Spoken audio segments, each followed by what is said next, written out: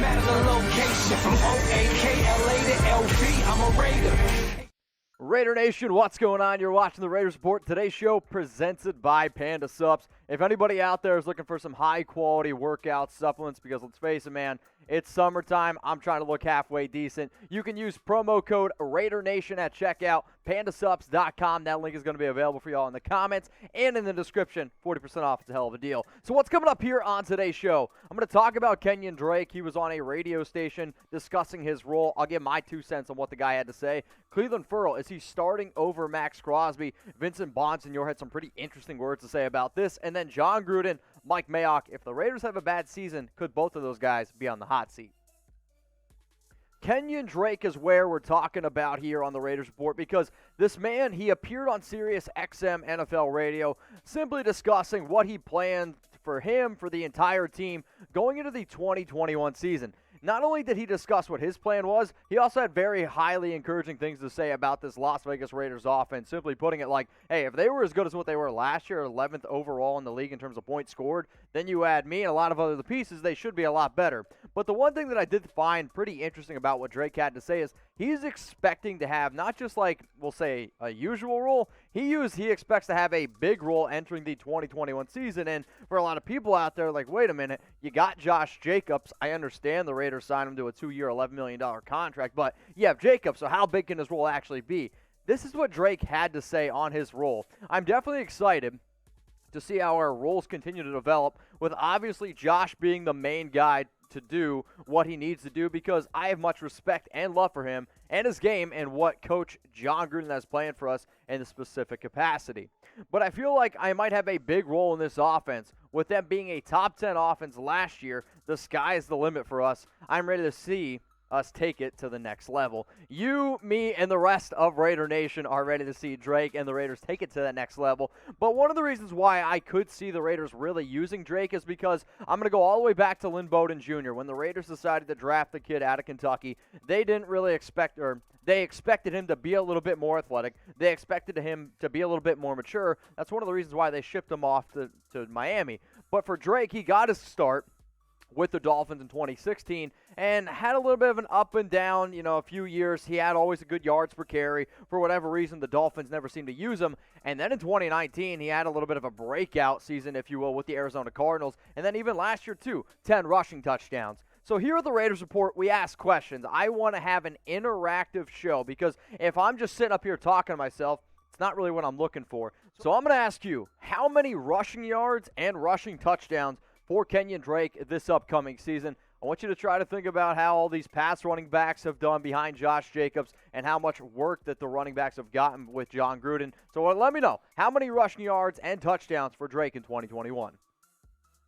My projection is solely based on around what I saw Devontae Booker do a season ago, but also what I've seen from Drake and RB2s and Gruden schemes. I'm going to give Drake 122 carries with that extra game. I think he is going to get more work than what Booker got last year, but the 549 yards, 4 touchdowns, not quite what he had last season with the Cardinals, but still a pretty decent year. In terms of what Booker did last season for the Las Vegas Raiders, 93 carries, 423 yards, 4.5 yards per carry, and 3 touchdowns.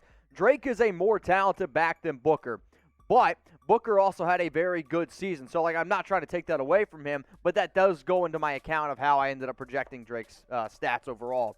But one of the biggest reasons why the Raiders did decide to pay him the 2 years, $11 million up to $14.5 is because Gruden thought that he was a hell of a pass-catching running back, and he's had some experience in the past where he's had some good years and some bad years. 2018, 2019, I remember there was a few games where Drake really showed his explosiveness, and they want to be able to use him as this Joker style. Now, last season for the Cardinals, I have no idea why they decided to not use him as much in the backfield, but for this Raiders team, he is going to catch the football, and I don't know if he's going to have over 30 catches. Well, you know what? I'm going to ask you guys this question again, because anytime you're going to pay a backup running back, he better be able to run between the tackles, and he better be able to catch the football, especially when you're essentially giving him $11 million guaranteed. So how many receiving yards and touchdowns for Drake in 2021? Let me know down in the comments. Since I went ahead and I projected the rushing, I'm going to go ahead and project the receiving as well. I see him getting about 32 targets. That should be about 6th, maybe 7th best on the team.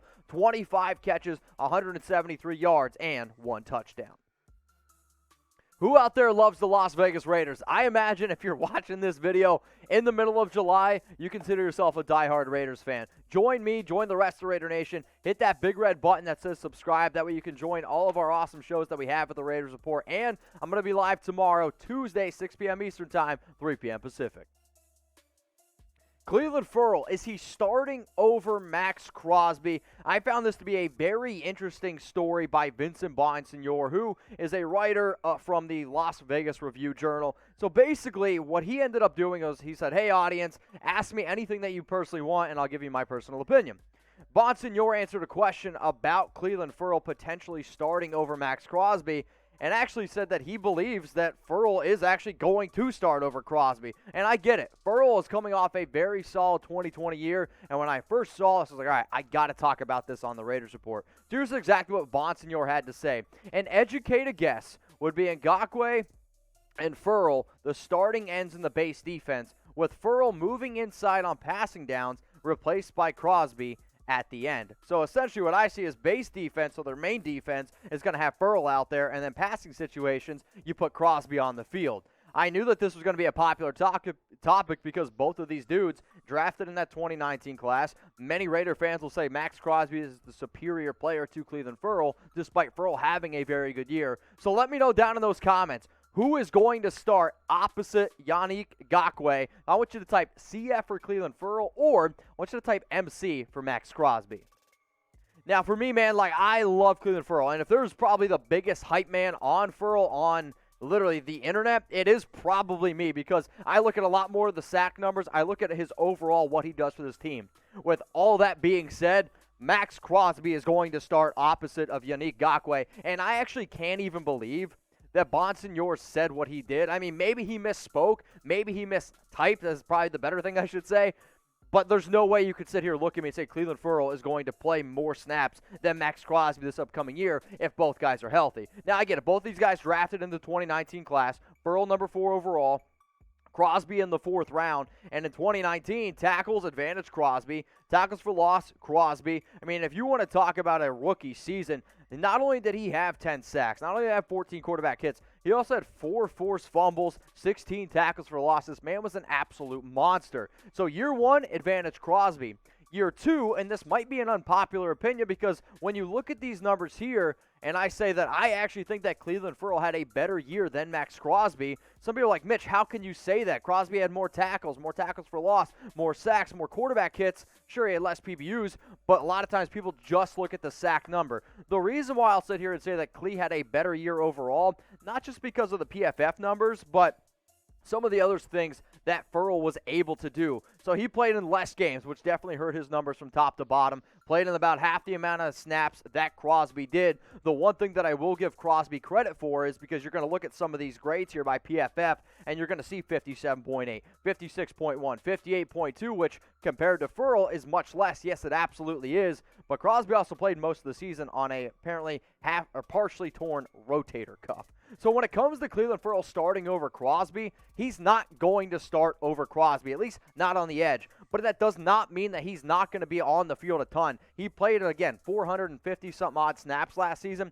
He's going to be in the 600, 700 range this season because of how versatile he is, and it's why I say that Ferrell had a better 2020 than Crosby because he's going to play defensive end. He's going to be able to kick inside a defensive tackle, and one of the areas that Ferrell really needed to get better on was, sure, if you draft somebody 4 overall, you better be able to get after the quarterback a little bit, but not nearly the amount of people gave him enough credit for how good he was last season against the run, and according to PFF, he was actually one of the 16th best defensive ends in the entire National Football League. Am I still looking for a little bit more out of the 24-year-old?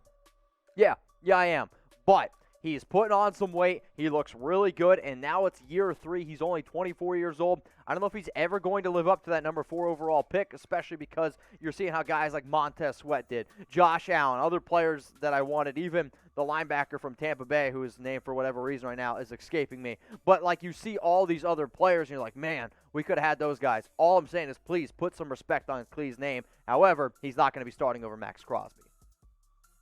So who's looking for an awesome deal? Thanks to Panda Supps. I want you guys to listen up here. Not only is Panda Supps hooking up Raider Nation, the guy who owns this company, he's actually a diehard Raider fan. That's why it's code Raider Nation. So if you're looking to save 40% off on some awesome workout supplements, I got literally all these things in stock right now. If you want some new Panda protein, usually $49.99, we can cut that down to $29.99. It's the best tasting protein on the market. If anybody loves Fruit Loops cereal, it tastes like the milk on the bottom of a bowl after Fruit Loops. I promise you, it tastes that good. If you don't want to spend that much money, message me on Instagram at Mitchell Renz 365. I'll give you a code to get some free protein. That way you can actually try this stuff. If you're having a trouble staying focused at work, school, for any of you video game players out there, you take a scoop of nootropics and you are going to be absolutely wired. For those of you that maybe can't sleep well at night, we also have some Sleepy Aid as well. I had one of my loyal Raider watchers message me on IG and was like, dude, I usually only get 3 to 4 hours of sleep per night, and now I'm getting 5, 6, 7 hours. Like,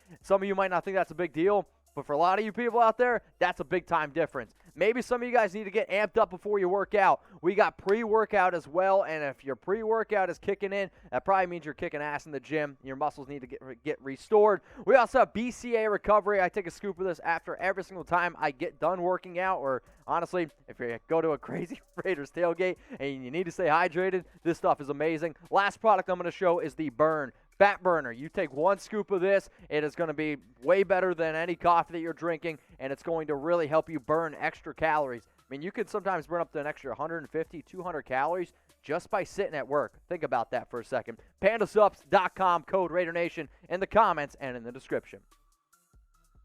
Mike Mayock and Jon Gruden, are they on the hot seat? We're talking about this because Vincent Bonsignore, Raiders insider, he answered some questions during a mailbag segment and basically went on to say, if the Raiders have a really bad season, the question exactly was, if the Raiders win 5 or 6 games, what exactly does that mean for Gruden and Mayock? He basically said that anything can happen, which that's 100% true. My point is this. I don't know if anything's going to happen to Gruden, but if that's something like a really bad year does happen for the Raiders, Mayock's going to get fired before Gruden does. So this is what Bonsignore had to say on basically if the Raiders really struggle, if they go 6, or if they win only 6 or 5 games. Jon Gruden is going into his 4th year in charge and his 3rd with Mike Mayock as his co-pilot. While there is frustration that things haven't come together as quickly as some would have hoped, there is also acknowledgement that the Raiders are trending in the right direction. And the Raiders are trending in the right direction. Over the last 5 years, you see 2016, 2017, that's what Jack Del Rio, he ended up getting the boot. You bring in Jon Gruden, but I'm going to sit here and look at 2018, 4-12. Really rough year. Everyone will sit there and admit that. Then you did get better. You improved by 3 games, and you did get better in 2020. The biggest reason why we're still talking about this is because it don't really matter how you start the year. The Raiders have started back-to-back very solid seasons. It's how you finish. The Raiders need to finish better. So what do y'all think here? If the Raiders have a losing record in 2021, if they go, I'm trying to think, 7-10, if they go 8-9, if they only win 6 games, if they only win 5 games, does a losing record in 2021 make or equal firing Mayock and Gruden? Type Y for yes, or I want you to type N for no. Here's also what Bonsignore had to say on a losing season would represent a major departure from the positive momentum. Totally agree. And everything would be on the table in terms of addressing that. If Raiders finish 6-11 or 5-12, does Mike Mayock get sacrificed while Jon Gruden seats warms for 2022? Now, in terms of, I want you to look at that quote there still and say 6-11, 5-12, everything's on the table. And I agree, everything can be on the table. But if that happens, Mike Mayock is 4 Chucky heads out of here. There's no way if the Raiders go 6 wins, 5 wins, that you can realistically keep Mayock around. Now, in terms of Gruden, if he didn't have that contract, 10 years, $100 million guaranteed, he would have got the boot too. If we're being real, it's very hard for a coach to have 4 straight years of losing seasons, considering the fact everything that Gruden and both Mike Mayock have gotten. Because if you have both of them, they are kind of together working, and they have not made the best moves. But if it was up to me, if the Raiders come away with a losing season this year, I'm not afraid to say this, I'm going to get rid of both of them. Because the reason why I am saying that you have to get rid of both of them, it's not just the on the field. The offseason is a big part of how you win football games too. And realistically, Gruden and Mayock, I don't want to give them an F, but they definitely deserve a big fat D in terms of how they've done in the offseason. How about let's look and see what they did in free agency. Here are players that they have signed and given $5+ million to and guaranteed money. Trent Brown, how did that work out? Corey Littleton, year one, not so good. LaMarcus Joyner, terrible. Tyrell Williams was good when he was healthy, but he couldn't stay healthy. Carl Nassib has not been good whatsoever. Nick Kwiatkowski has been by far the best one that you're going to see on this list. Jordy Nelson, $13 million. He was okay, but not even close to being worth $13 million. Mariota, they've already restructured his contract. T.R. Whitehead, he got cut. Malik Collins was terrible, the worst DT. All I'm saying is that's just free agency. What about some players that they traded away? I'm not saying that all these trades were bad. I love the fact that they traded away Trent Brown, but Jon Gruden did call Trent Brown the Michael Jordan of right tackles, and you're only able to get a 5th-round pick. That's a joke. Gabe Jackson, Rodney Hudson, 2 solid players, but like what it really comes down to, even with Khalil Mack and Amari Cooper, I'm still sitting here saying you should have figured out a way to keep Khalil Mack. I'm sorry. But all these moves right here, very controversial, and if you're not going to win football games, these moves could really bite you in the ass. How about players that the Raiders have traded for? Raekwon McMillan. He barely even played last year. Zay Jones is probably the best name on this list, and no disrespect to Jones, that's not really a good thing. Trevor Davis had 1 good game, no longer on the team. Antonio Brown, FAB. Martavis Bryant gave up a 3rd-round pick for him. That simply didn't work out. And then what about Mike Mayock and all these 1st-round picks, right? Mayock is supposed to be this draft guru, and yet all people talk about, me included, of how bad the Raiders' 1st-round picks have been. Sure, they've had some other good ones, diamonds in the rough. I like, Maxx Crosby was a hell of a steal, being able to find Alec Ingold as a UDFA, but you're not really going to take it to the next level unless your 1st-round picks hit. Clelin Ferrell, good player. Should have never taken him at 4. Josh Jacobs has been a stud, a bell cow, but it's probably the most easy position to be able to replace in the NFL, the running back position. Jonathan Abram has been terrible thus far, though I'm hoping, fingers crossed, Gus Bradley can get things together. Henry Ruggs has got talent, but should you have taken him as the 1st receiver, number 12 overall? And Damon Arnett, I wouldn't have taken this guy in the 2nd round. I don't even know if I would have taken him in the 3rd round. They decided to take him at 19 overall, and there's already reports that he already is not going to play this upcoming season. So how about this, y'all? Let's go back to school. How is Jon Gruden done as a head coach? A, B, C, D, or F? I showed you everything in free agency, trades, draft. It all goes into one. But here's the thing, right?